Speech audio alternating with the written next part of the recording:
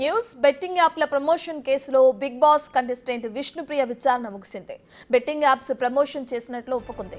Betting apps promotions చేసినందుకు గాను భారీ మొత్తంలో నగదు తీసుకున్నట్లు కూడా తెలిపింది. మొత్తం 15 బెట్టింగ్ యాప్స్ ప్రమోషన్ చేసినట్లు గుర్తించారు పోలీసులు.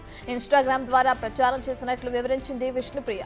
అయితే ఇప్పటికే ఆమె ఫోన్ స్వాధీనం చేసుకున్న పోలీసులు బ్యాంక్ స్టేట్మెంట్ కూడా తీసుకున్నారు.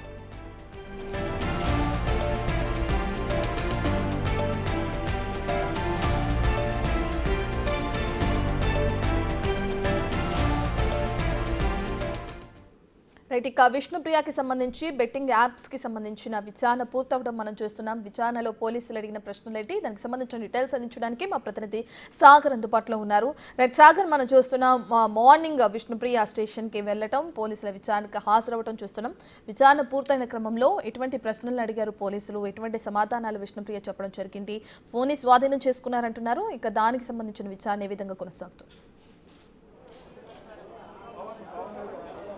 విష్ణుప్రియ విచారణలో బెట్టింగ్ యాప్ ప్రమోషన్కి సంబంధించిన కేసులో విష్ణుప్రియని 3 గంటలుగా పంజగుట్ట పోలీసులు విచారించారు. కొద్దిసేపు క్రితం విచారణ పూర్తయినట్లుగా కూడా తెలుస్తుంది. ఆమె విచారణకు సంబంధించిన పూర్తిగా స్టేట్మెంట్ కూడా పోలీసులు రికార్డ్ చేశారు. అయితే ఈ స్టేట్మెంట్లో కొన్ని కీలక విషయాలు కూడా బయటకు వస్తున్నాయి. అయితే ప్రధానంగా ఇన్స్టాగ్రామ్ ద్వారా బెట్టింగ్ యాప్స్ని ప్రమోట్ చేసినట్లుగా కూడా విష్ణుప్రియ ఒప్పుకోవడం, దాదాపు 15 వీడియోలను బెట్టింగ్ యాప్కి సంబంధించిన దాదాపు ప్రమోషన్కి సంబంధించిన 15 వీడియోలను కూడా పోలీసులు ఆధారాలు సేకరించిన నేపథ్యంలో వాటికి పూర్తిగా తానే ప్రమోట్ చేసినట్లుగా కూడా ఒప్పుకున్నారు. పెద్ద ఎత్తున డబ్బులు కూడా దానికి సంబంధించిన బెట్టింగ్ యాప్ ప్రమోట్ చేసినందుకు గాను పెద్ద ఎత్తున డబ్బులు తీసుకున్నట్లుగా కూడా విష్ణుప్రియ స్టేట్మెంట్లో విచారణలో ఒప్పుకున్నట్లుగా కూడా తెలుస్తుంది. అయితే ఈ కేసులో ఇప్పటికే మొబైల్ ఫోన్ని విష్ణుప్రియకి సంబంధించిన మొబైల్ కోడ్ని కూడా పోలీసు సీజ్ చేసినట్లుగా కూడా తెలుస్తుంది. మరి తాజ్ 777 అనే బెట్టింగ్ యాప్కు కూడా ప్రమోట్ చేసిన నేపథ్యంలో ఎన్ని వీడియోలను ప్రమోట్ చేశారు, ఎంత డబ్బు ఆర్జించారు, దానికి సంబంధించిన ఆర్థికపరమైన లావాదేవీలకు సంబంధించిన విష్ణుప్రియ బ్యాంక్ స్టేట్మెంట్ కూడా పోలీసులు స్వాధీనం చేసుకున్నట్లుగా కూడా తెలుస్తుంది. ఈ నేపథ్యంలో విచారణ అనంతరం కూడా ఈ కేసులో ఎలాంటి పరిణామాలు ఉంటాయి, విష్ణుప్రియతో పాటుగా మరికొంతమందిని కూడా పోలీసులు విచారించే అవకాశాలు కనిపిస్తున్నాయి. ఇప్పటికే 6 మందికి నోటీసులు ఇచ్చిన నేపథ్యంలో 6 మంది విచారణ అనంతరం కూడా ఎలాంటి పరిణామాలు ఉంటాయి అనేది మనం చూడాలి. ఎందుకంటే టేస్టీ తేజ, కిరణ్ విచారణ అనేది ఇప్పటికే పూర్తయిన నేపథ్యంలో విష్ణుప్రియ స్టేట్మెంట్లో ఎలాంటి పరిణామాలు చోటు చేసుకుంటాయి అనేది మనం చూడాలి. ఈ ముగ్గురు విచారణ పూర్తయిన నేపథ్యంలో మరో 6గురికి నోటీస్ ఇచ్చిన నేపథ్యంలో మరి వారు ఈరోజు హాజరవుతారా లేదా సమయం కోరుతారా అనేది కూడా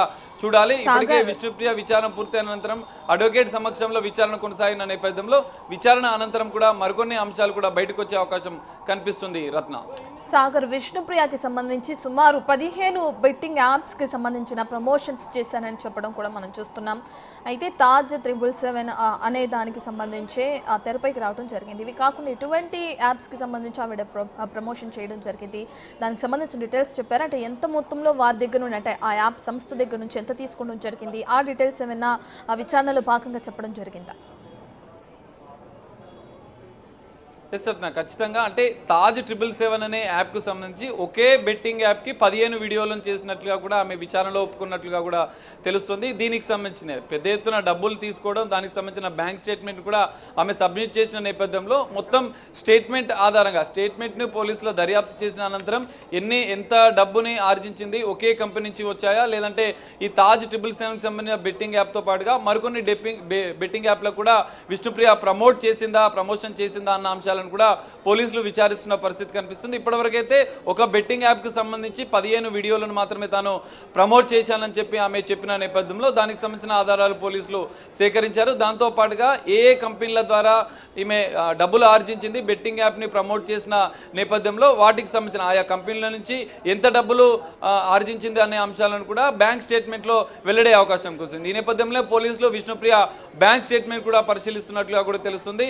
మరి మొత్తం ఎన్ని యాప్లకు ప్రమోట్ చేసింది, ఇప్పటికే 15 వీడియోలు తాను చేసినట్లుగా ఒప్పుకున్న నేపథ్యంలో మరికొన్ని యాప్స్ కూడా ప్రమోట్ చేసిందా అన్న కోణంలో కూడా పోలీసుల దర్యాప్తు ఇంకా కొనసాగుతుంది. మరికొన్ని ఆధారాలు సేకరించిన అనంతరం కూడా విష్ణుప్రియ బ్యాంక్ స్టేట్మెంట్ని విచారించిన అనంతరం కూడా పరిశీలించిన అనంతరం కూడా పోలీసులు అధికారికంగా దీనికి సంబంధించిన పూర్తిస్థాయి ఎంత లావాదేవీలు జరిగాయి, మొత్తం ఈ 11 మందికి సంబంధించిన వ్యవహారం విచారణ పూర్తయిన అనంతరం కూడా ఈ విషయాలు తెలిసే అవకాశం కనిపిస్తుంది. ఎందుకంటే ఇప్పటికే ఆర్థికపరమైన లావాదేవీల విషయంలో ఈడీ కూడా ఫోకస్ పెట్టిన నేపథ్యం నేపథ్యంలో మరి ఈడీ విచారించిన అనంతరం కూడా ఏ కంపెనీ విదేశీ, ఎందుకంటే ఇప్పటికే బెట్టింగ్ ప్రమోట్ చేస్తున్నటువంటి ఈ యాప్స్ కంపెనీలు కూడా విదేశాలకు చెందినవిగా కూడా ఈడీ గుర్తించిన నేపథ్యంలో కోట్లాది రూపాయలు చేతులు మారాయి, కోట్లాది రూపాయలు ఆర్థిక లావాదేవీలు అక్రమంగా జరిగాయని చెప్పి వస్తున్న నేపథ్యంలో, వార్తలు వస్తున్న నేపథ్యంలో దీనికి సంబంధించిన ఈడీ కూడా ఫోకస్ పెంచిన నేపథ్యంలో కోట్లాది రూపాయలు విదేశీ కంపెనీకి నుంచి వస్తే మాత్రం దీని ఆధారాలను పోలీసుల నుంచి ఈడీ సేకరించింది.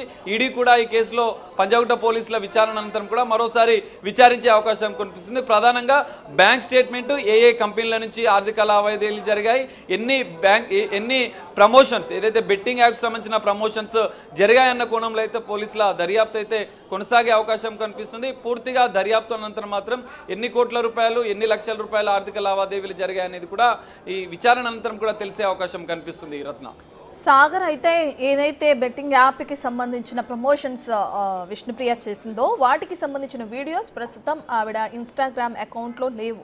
అంటే ఏ కోణంలో విచారణ కొనసాగుతుంది అనుకోవచ్చు అంటారు? గతంలో ఎందుకు చేయాల్సి వచ్చింది, వాటిని చేసిన దానికి రీజన్ ఏంటి, ఆ కోణంలో జరుగుతుందంటారా? అంటే ప్రస్తుతం అకౌంట్లో ఆ పోస్టులు లేనప్పుడు, ఆ వీడియోలు లేనప్పుడు విచారణ ఏ కోణంలో కొనసాగుతుంది అనుకోవచ్చు?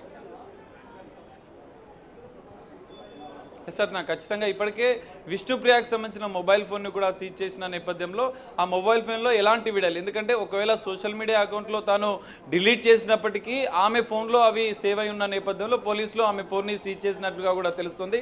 మరి ఒక్క బెట్టింగ్ యాప్కి మాత్రమే ఆమె ప్రమోట్ చేసిందా, మిగతా యాప్లకు కూడా ఏమైనా ప్రమోట్ చేసిందా అనేది కూడా ఆ ఫోన్ సీజ్ చేసిన అనంతరం కూడా పోలీసులు దర్యాప్తు చేయనున్నారు. ఇప్పటివరకైతే 15 వీడియోలు మాత్రమే ఇన్స్టాగ్రామ్ ద్వారా నేను ఒక కంపెనీకి సంబంధించిన బెట్టింగ్ యాప్ని మాత్రమే ప్రమోట్ చేశానని చెప్పి ఆమె విచారణలో చెప్పిన నేపథ్యంలో మరి విచారణ అనంతరం కూడా మరికొన్ని యాప్స్కి ప్రమోట్ చేసిందా, లేదా ఈ ఒక్క యాప్కు 15 వీడియోలు చేసినందుకు గాను ఎంత ఆర్థికపరమైనటువంటి లావాదేవీలు జరిగాయన్న కోణంలో కూడా పోలీసుల దర్యాప్తు జరుగుతుంది.